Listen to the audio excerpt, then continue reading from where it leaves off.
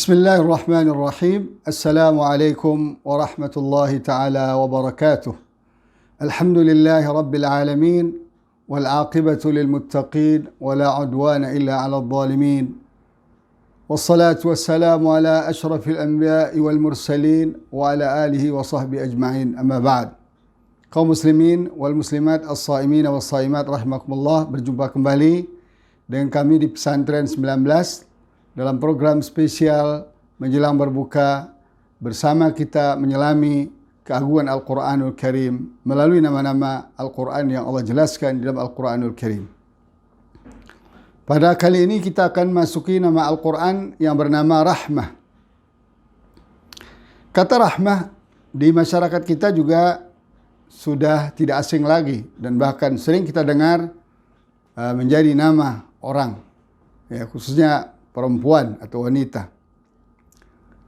Di dalam Al-Quranul Karim banyak sekali kata rahmah yang memiliki arti yang sangat banyak sekali. Tapi pada umumnya arti rahmah itu bisa seperti yang kita lihat dalam kamus bahasa Arab Al-Ma'ani.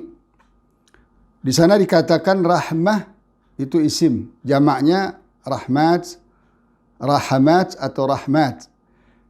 Dia dari fi'il rahima, yarhamu, rahmatan, wa rahman.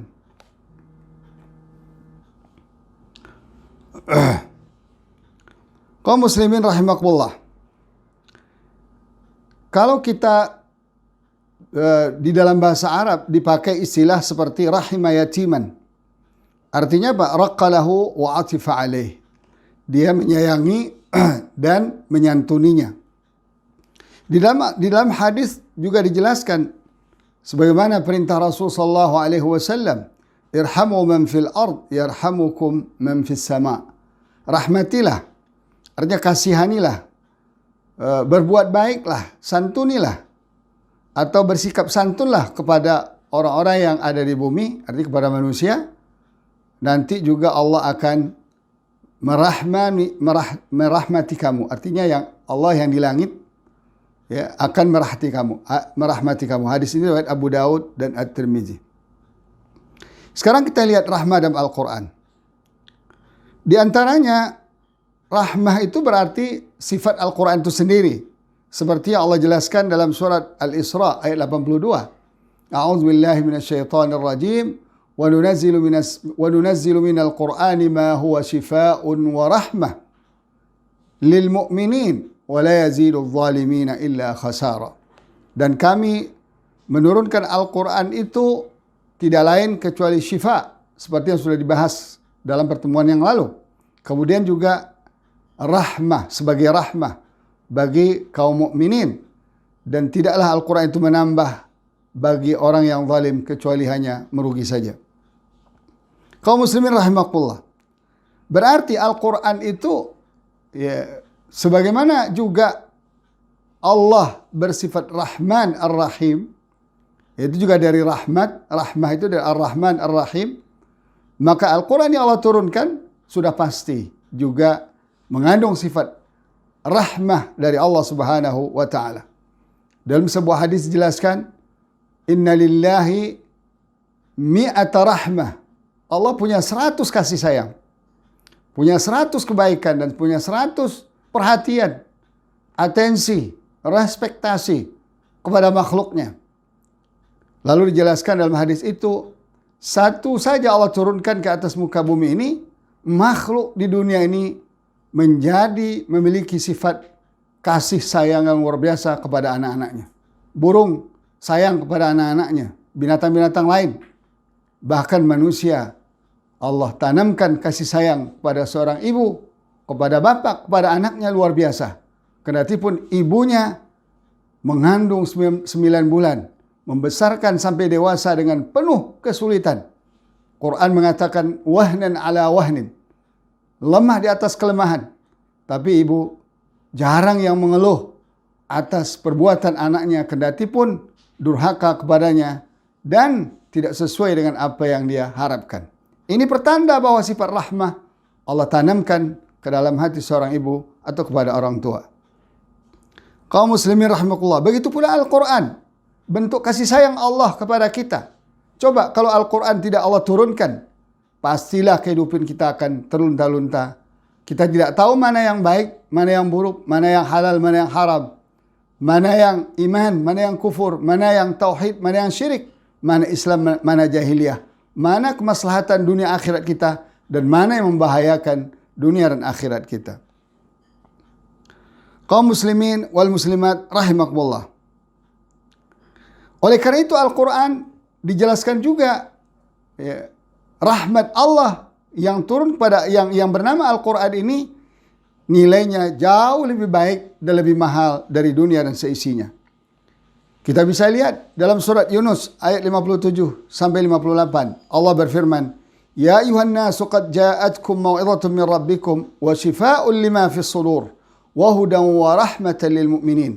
Qul bi fadlillahi wa bi rahmatihi fabidzalika falyafrahu huwa khairum mimma yajma'un." Wahai manusia, telah datang kepada kalian pelajaran dan peringatan atau mau'izah seperti yang dijelaskan pada episode sebelumnya dari Allah, dan dia juga syifa, obat yang menyembuhkan segala macam penyakit hati dan termasuk juga penyakit fisik. Wahudan, petunjuk hidup, warahmatan, dan bentuk rahmat Allah kepada siapa? Kepada orang-orang yang beriman, yang mengimani kebenarannya. Oleh karena itu Allah katakan, "Qul bi fadlillahi wa bi rahmatihi fabidzalika falyafrahu huwa khairum mimma yajma'un." Katakan hai Muhammad dengan tegas bahwa dengan karunia Allah inilah dan rahmat Allah inilah, yaitu Al-Qur'anul Karim, sebagai karunia dan rahmat Allah yang tak terhingga, itu yang mengharuskan mereka harusnya berbahagia, bergembira. Tentu Al-Quran itu lebih baik dari dunia yang mereka kumpulkan.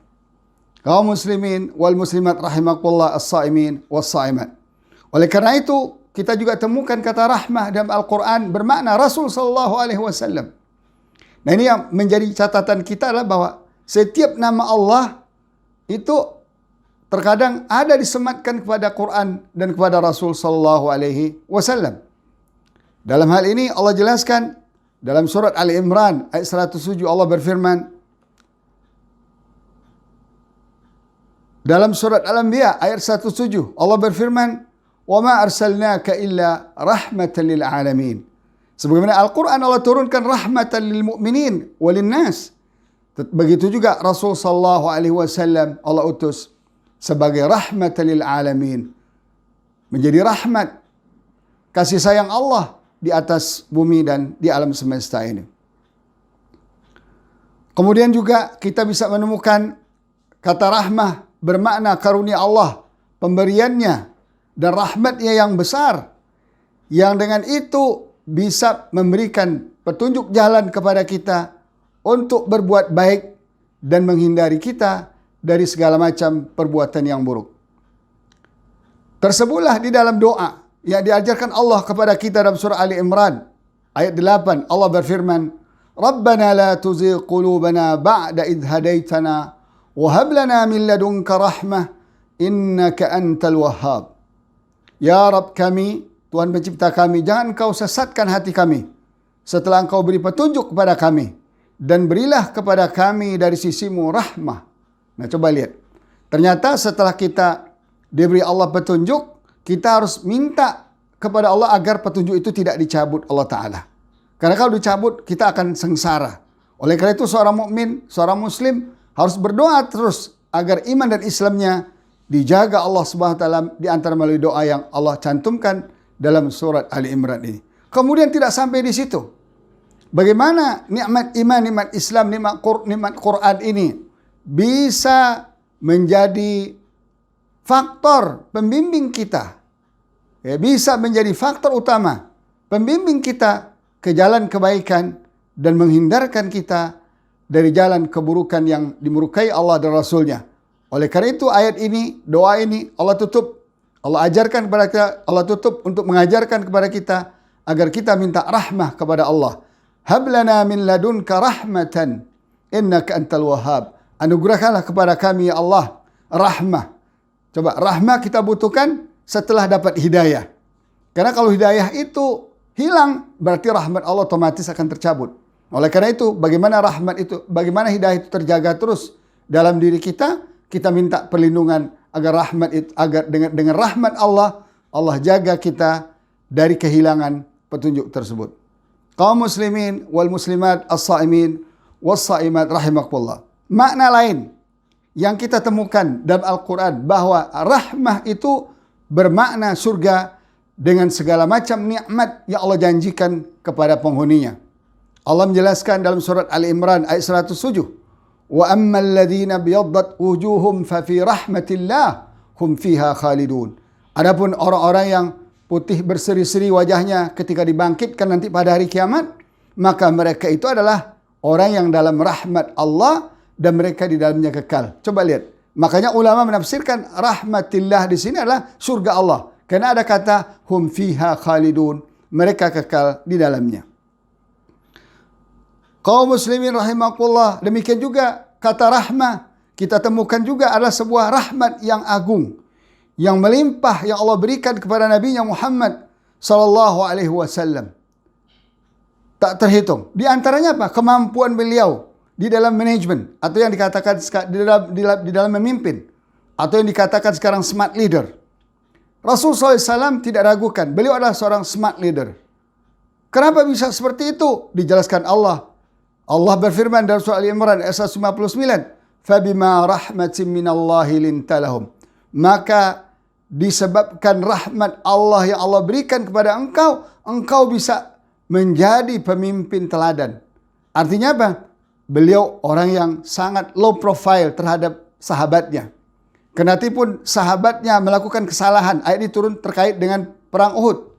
Melakukan kesalahan karena para sahabat sebagiannya melanggar perintah Rasulullah SAW yang disuruh menjaga puncak gunung Uhud, ya, agar tidak dimasuki oleh orang kafir Quraisy nanti dari belakang. Tapi mereka tergoda ketika orang kafir Quraisy kalah dan dilihat ada sebagian sahabat sedang mengumpulkan ghanimah, harta rampasan. Orang yang disuruh menjaga benteng di atas tergoda dan lalu turun, dan ketika itu dilihat oleh orang kafir Quraisy, mereka masuk dari belakang naik ke atas kemudian menghujani para sahabat kaum muslimin ketika itu dengan panah mereka, dan akhirnya kaum muslimin kalah. Nah, Rasulullah SAW dalam kondisi sulit seperti ini masih memperlihatkan, sangat memperlihatkan kepiawaian beliau dalam menjadi pemimpin, sebagai seorang pemimpin, dan tidak serta-merta menyalahkan mereka, mengusir mereka, atau menghukum mereka. Tapi tidak, Allah puji sikap Rasulullah SAW. Fabima rahmatin minallahi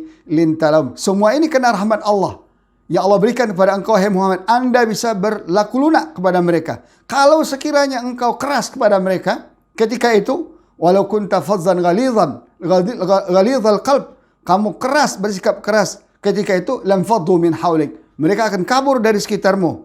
Oleh karena itu Allah katakan fa'fu anhum, maafkan mereka, wasaghfir lahum, mintakan ampunan kepada mereka, wasyawirhum fil amr, tetaplah mereka diajak dalam berdiskusi dan bermusyawarah. Subhanallah. Dan sifat-sifat ketenangan seperti ini, kehebatan seperti ini, ya, atau disebut dengan smart leader ini, hanya dimiliki oleh Nabi Muhammad SAW, kemudian diturunkan kepada para sahabatnya, sebagaimana kita lihat pada Al-Khulafa Ar-Rasyidin. Kaum muslimin rahimakumullah. Ada lagi makna lain, ya, yaitu terkait dengan rahmat, yaitu kemudahan, jalan keluar, dan kemakmuran setelah kesulitan dan musibah-musibah dan bencana-bencana. Dan ini terkait, ya, satu kaum yang ketika dulu Allah ceritakan dalam surat Yunus ayat 21, Allah berfirman, "Wa idza adzaqna an-nasa rahmatan min ba'di dharra'a massatkum idza lahum makrum fi ayatina qulillahu asra'u makra inna rusulana yaktubuna ma tamkurun."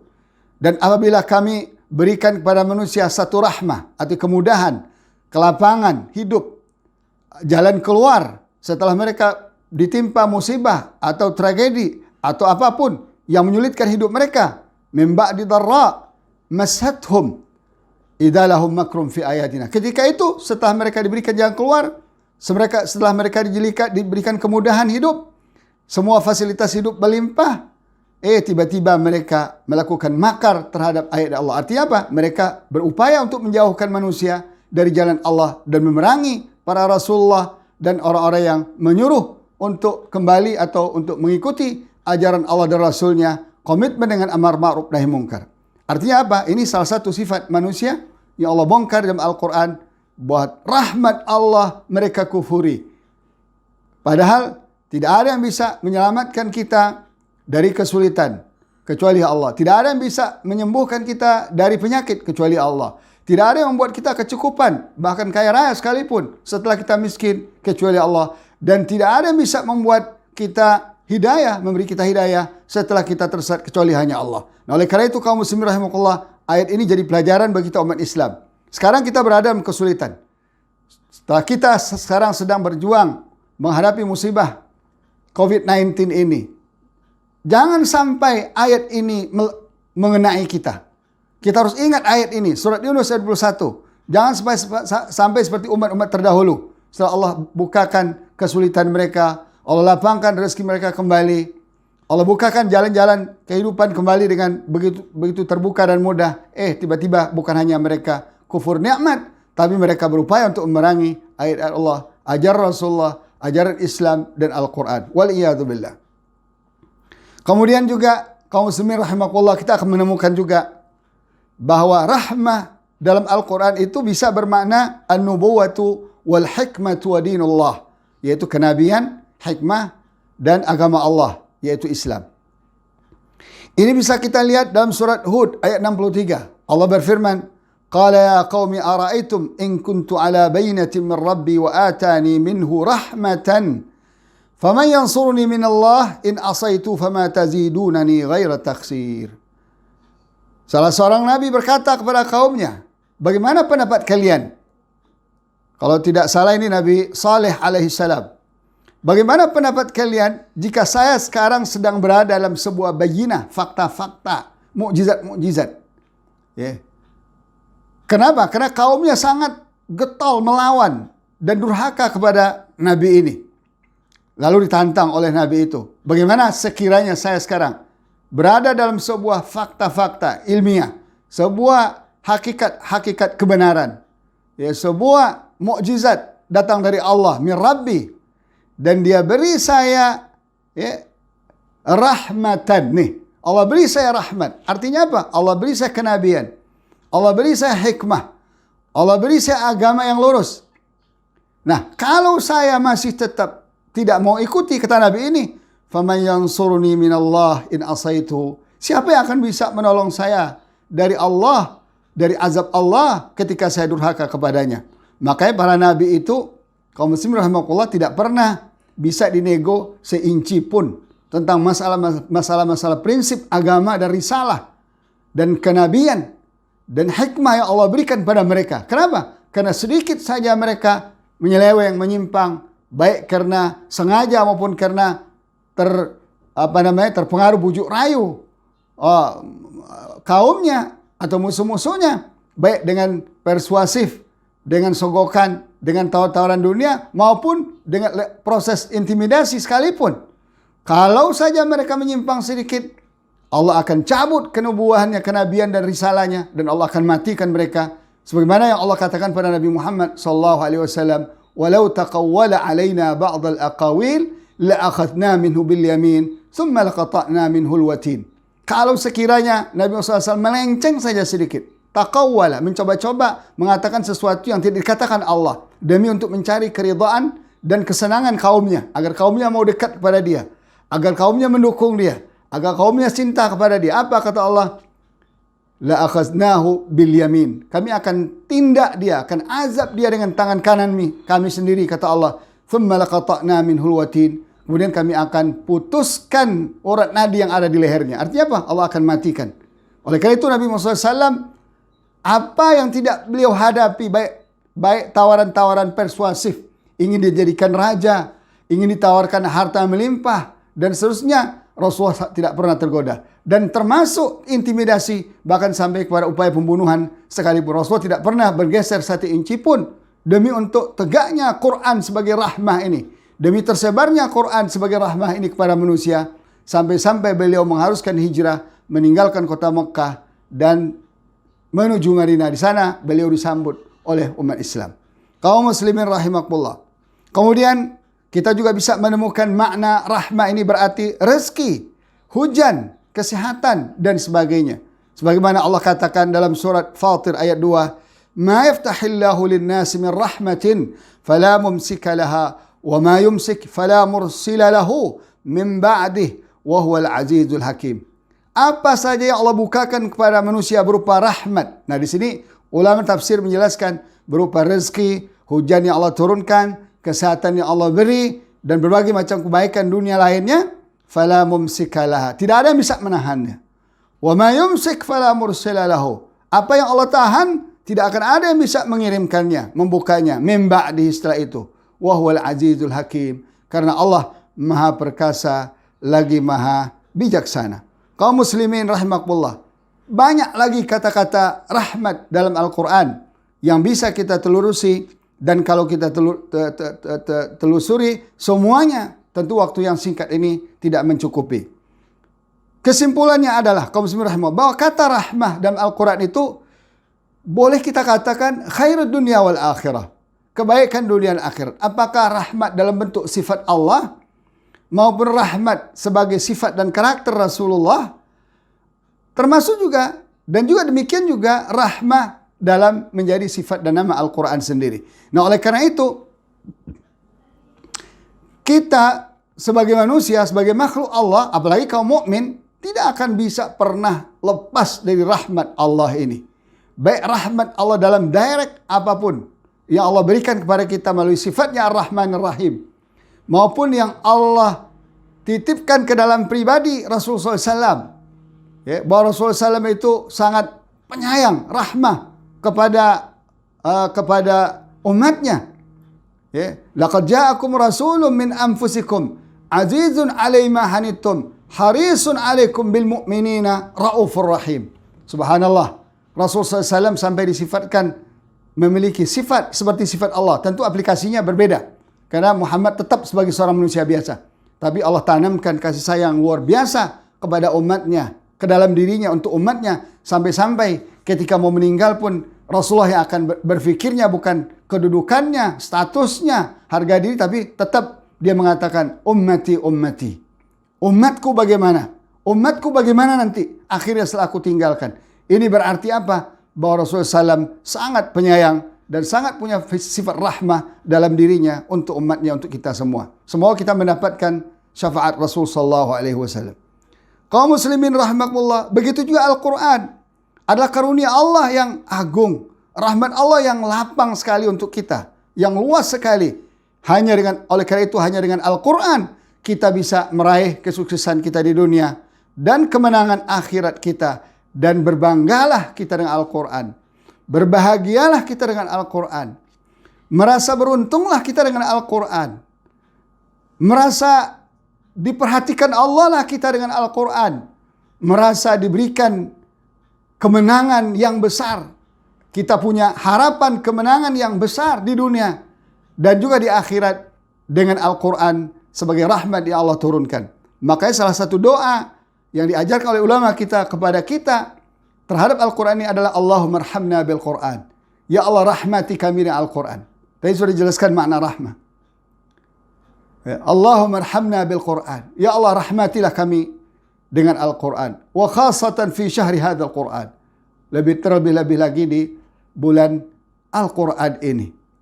Indikatornya adalah kita yang mendapat rahmat Al-Quran, indikatornya adalah tidak lain, Allah mudahkan kita untuk berinteraksi dengan Al-Quran.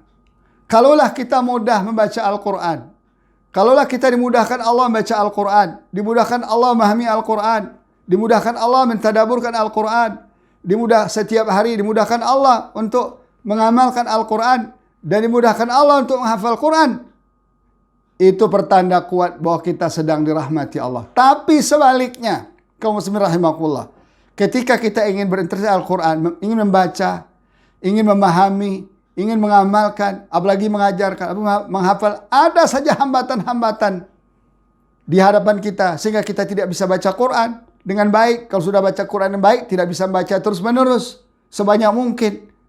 Ya. Setelah kita membaca, tidak bisa, tak kunjung faham isinya, Setelah faham isinya, tak kunjung bisa mengamalkannya. Setelah mengamalkannya, tidak juga kita terdorong untuk menghafalnya walaupun sebagiannya. Dan tidak juga terdorong untuk mengajarkannya. Ketahuilah, kita sedang ditinggalkan Allah Subhanahu wa ta'ala. Wal'iyadzubillah. Kaum muslimin rahimakumullah. Terakhir, seperti biasa kita akan cuplik ungkapan orang-orang besar sepanjang masa. Baik yang dari dahulu maupun yang masih ada. Bagaimana pendapat mereka tentang Al-Quran. Pada kali ini kita akan cuplik dari Dr. Siti Younges. Jadi saya baca dari website Hakikat Iman. Apa kata beliau? Al-Quran adalah salah satu dari buku yang paling utama yang dapat diambil manfaatnya oleh manusia. Coba lihat. Salah satu dari buku yang paling utama. Buku ini kan banyak. Ada yang klaim Taurat, ada klaim Injil, banyak. Dan banyak sebagainya. Tapi yang paling utama adalah Al-Quran yang bisa diambil manfaatnya langsung oleh manusia. Dalam Al-Quran, perilaku orang besar tampak dalam cara yang paling jelas. Jadi Al-Quran itu selalu mengungkap sifat-sifat manusia. Dua kutub yang sangat ekstrim. Manusia terbaik Allah ungkap sifat-sifat dalam Al-Quran. Para nabi, para rasul. Termasuk Rasul kita Muhammad SAW terakhir yang luar biasa ini. Begitu juga manusia-manusia yang kutub sebelah sana yang paling dahsyat, paling jahat, paling sadis, paling zalim, paling berbahaya di atas muka bumi ini. Allah ungkap juga. Ya. Baik secara individu maupun secara kaum, secara kelompok. Secara individu, tokoh Allah ungkap. Namrud, ayahnya Nabi Ibrahim alaihissalam, anaknya Nabi Nuh alaihissalam, istrinya Nabi Lut, istrinya Nabi Nuh alaihissalam, ya. Kemudian ada Fir'aun, ada Qarun, ada Haman. Ini sebuah pemandangan yang sangat mengerikan. Kalau kita lihat sifat-sifat mereka ini, paradoks 180 derajat dengan sifat-sifat pertama yang Allah berikan pada Rasul dan orang-orang soleh. Secara kaum juga Allah ungkap. Kaum siapa? Kaum Nabi Lut, kaum Nabi Nuh, kaum Nabi Ibrahim, dan termasuk kaum Nabi Musa alaihi salam. Nah, oleh karena itu kaum muslimin rahimakumullah, apa kata beliau? Ketika Carlier berkata keagungan Al-Quran berada dalam kebenarannya yang mendunia, tidak diragukan bahwa dia benar. Jadi si Carlier ini benar. Al-Quran adalah sumber doktrin keimanan dan orientasi dan prinsip yang memberikan bagi orang-orang yang hidayah, artinya orang sudah mendapat jalan kebenaran dan kemakmuran hidup. Jadi ternyata Al-Quran tidak hanya mengajarkan hidayah dalam pengertian kita bisa beribadah dengan benar, berakhlak benar, berakidah benar, tapi juga Quran juga mengajarkan bagaimana kita membangun kemakmuran hidup. Dalam prinsip ini yang terpenting adalah meyakini Allah Subhanahu wa taala yang Maha Kuasa dan Maha Mulia yang menggenggam seluruh takdir semesta. Oleh karena itu kaum muslimin rahimakumullah, di bulan yang penuh berkah ini mari kita tingkatkan interaksi terhadap Al-Quran sehingga Al-Quran itu benar-benar menjadi rahmat kasih sayang Allah dalam diri kita. Apabila itu terjadi, insya Allah ada harapan besar kita dan dijamin kita akan sukses di dunia dan di akhirat. Allahumma amin. Subhanakallah bihamdik. Asyhadu an la ilaha illa ant. Astaghfiruka wa atubu ilaik. Wassalamualaikum warahmatullahi taala wabarakatuh.